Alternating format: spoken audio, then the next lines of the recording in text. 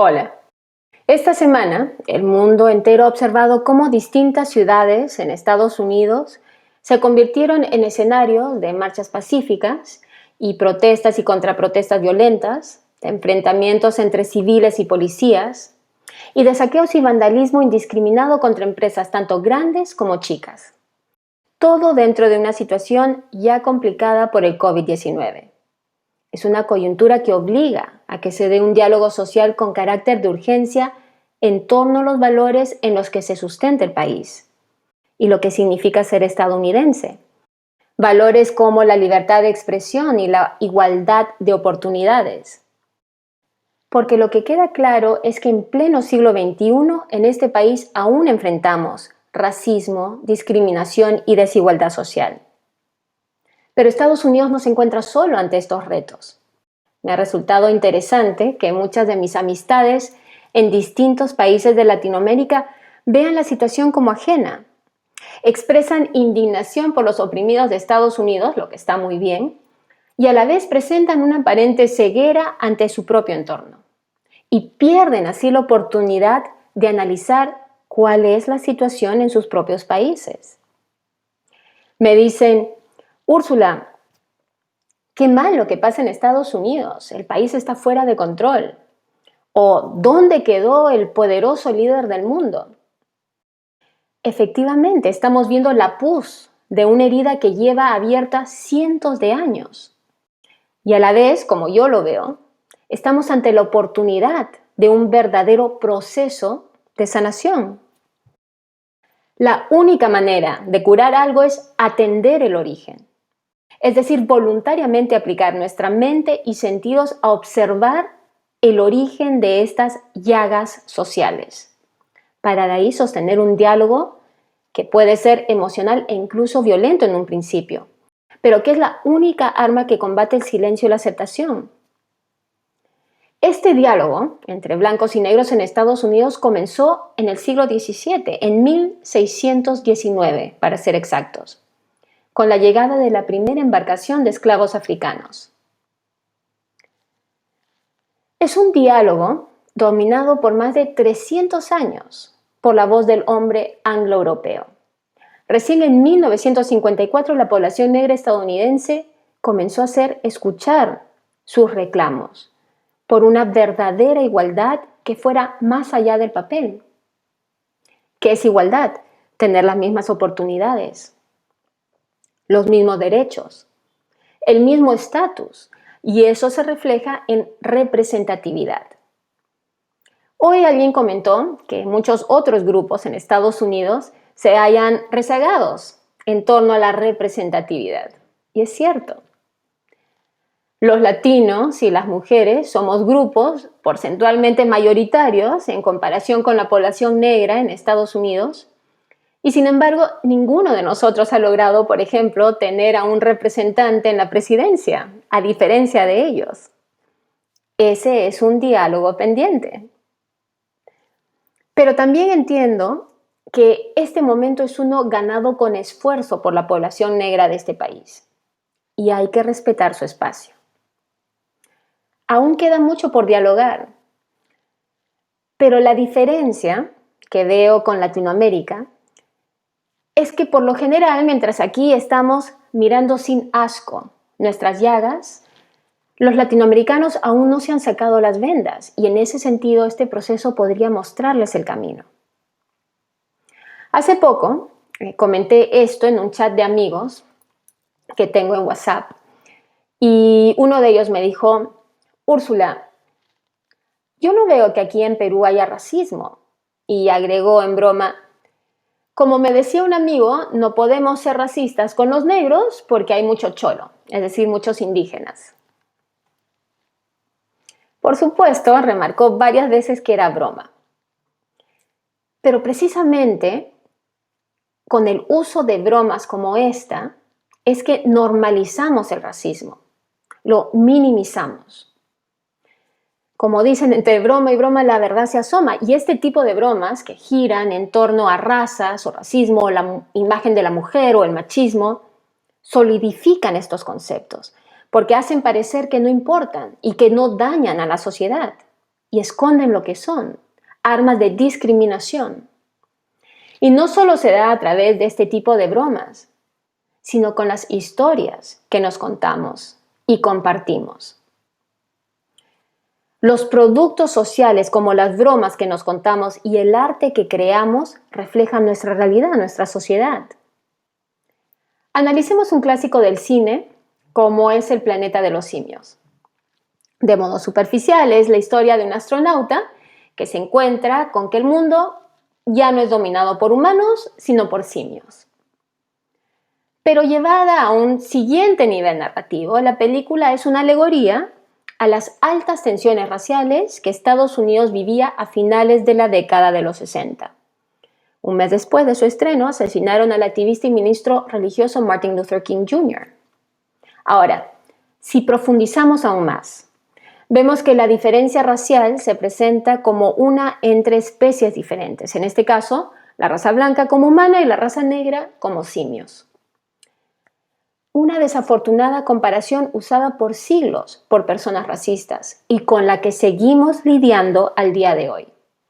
Y en ese sentido, aún en su intento por presentar las consecuencias de la soberbia del hombre blanco, la película se mantiene presa de la idiosincrasia racista de su época.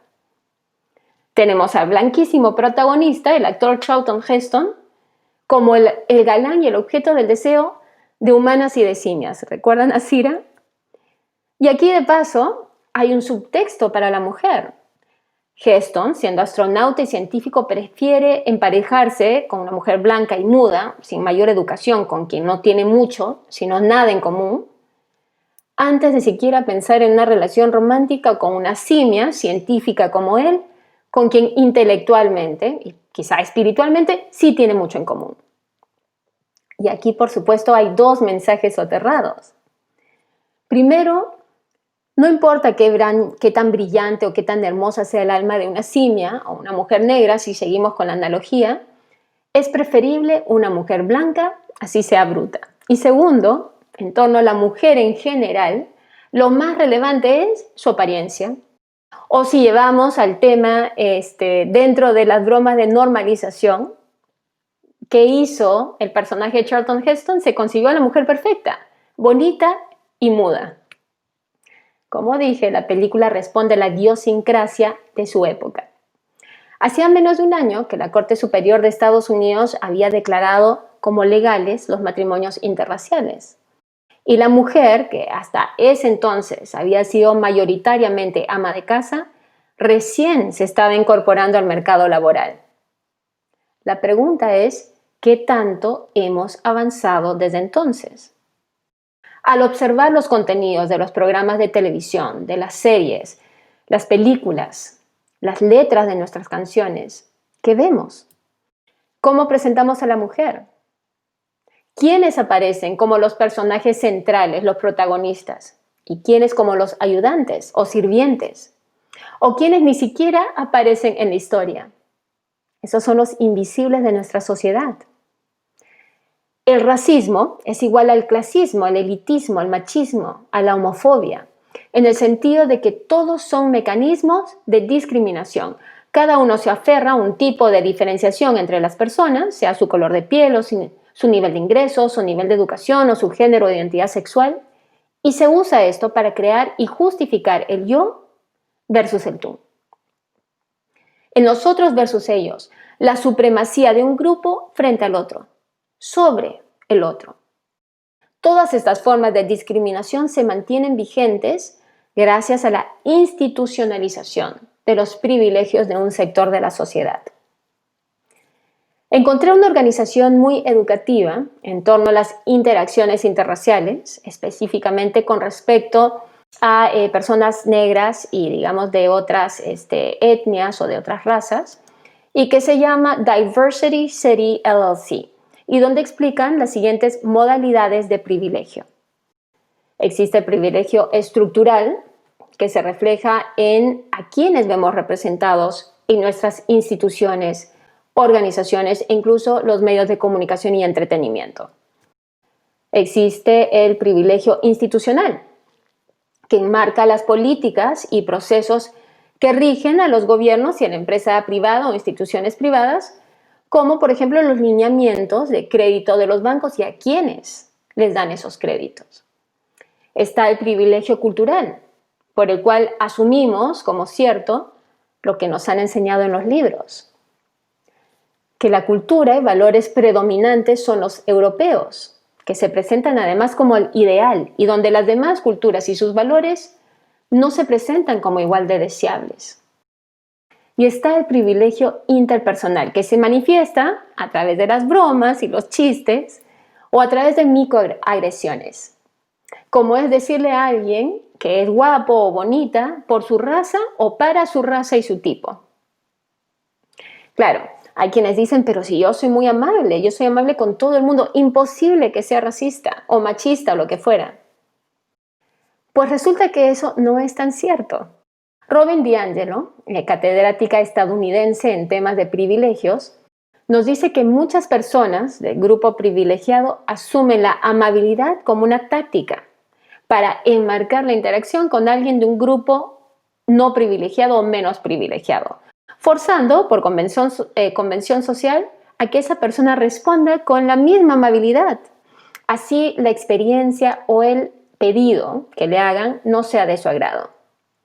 Y es que si no lo hace, sabe que la acusarán de ser una persona agresiva o de ser una persona que no es amable. O sea, la culpa estará en ella. En ese sentido, la amabilidad se convierte en un mecanismo de manipulación. Por eso DiAngelo diferencia la amabilidad, que es por ejemplo el sonreír o hablar en tono bajo y calmado, lo que algunos clasifican a veces de condescendiente, y la generosidad, que implica una empatía por el otro y un genuino interés por su bienestar. Además, como los actos de discriminación, como racismo, suelen ejemplificarse como un acto de agresión, los amables no se ven como racistas. Y el comportarse con esa amabilidad les evita tener que analizar, observar y aceptar que tienen prejuicios en contra de los demás. O bien, como la persona amable no tiene la intención de ser, por ejemplo, racista, tampoco se considera racista. Pero aquí es donde los expertos recalcan que lo importante en temas de discriminación nunca es la intención, sino los hechos, el impacto de nuestros actos. Cheryl Thompson, profesora universitaria asociada, nos dice que el cambio precisamente comienza por conocernos, por entender quiénes somos y qué creencias llevamos en nuestro inconsciente, sea por nuestra educación o la idiosincrasia de nuestro entorno. Entonces, si tienes la suerte de pertenecer al grupo privilegiado, te ofrece 5 pasos. 1. Entiende tus privilegios. Aquello que das por sentado, ir a un colegio privado, estudiar en la universidad, tomarte vacaciones, viajar en avión, tener auto, tener agua potable. 2. Amplifica y empodera. Por ejemplo, yo puedo hablar como mujer y como latina en Estados Unidos, pero no me corresponde hablar por las personas de otra identidad que la mía, como si yo entendiera su experiencia de vida. Lo que sí puedo hacer es facilitarle el espacio para que ellos se expresen y así ayudarlos a empoderar su voz y su historia. 3. Reconoce la responsabilidad que tienes por tus acciones. Si dices algo, haces una broma sobre algo que otro puede encontrar ofensivo, no disculpes el error, discúlpate tú. 4. Enfatiza el impacto de tus actos, no tu intención. Hoy escuché decir que los peores rincones del infierno se reservan para las personas con buenas intenciones. 5. Piensa en la multiplicidad de identidades y la interseccionalidad. Una mujer que es negra y trans, por ejemplo, está expuesta a tener múltiples experiencias de discriminación. Manténlo en mente. Y 6, y esto lo agrego yo, promueve, por más incómodo que sea, por más contencioso, incluso incendiario que parezca, el diálogo. Lo que no podemos hacer es evitarlo. Decir que no vale la pena porque, por ejemplo, las nuevas generaciones se han deshecho de los prejuicios, primero porque no es verdad, pero segundo y lo más importante, no lo debemos hacer porque aquellos históricamente discriminados tienen todo el derecho a tomar el espacio y tiempo que requieran para expresar sus frustraciones y dolor acumulados. Y para los que digan que el racismo y la discriminación va de dos lados, lo que va de dos lados son los prejuicios, pero no la discriminación. La discriminación, es decir, darle un trato diferente y perjudicial a una persona por motivos de raza, sexo, ideas políticas, religión, o sea, por su identidad, solo puede impartirse por aquellos en posiciones de privilegio. No somos responsables por los distintos sistemas de desigualdad y privilegio que existen en nuestras sociedades, pero sí somos responsables de cambiar lo que sabemos que está mal. Me va a encantar ver tus comentarios. Te espero.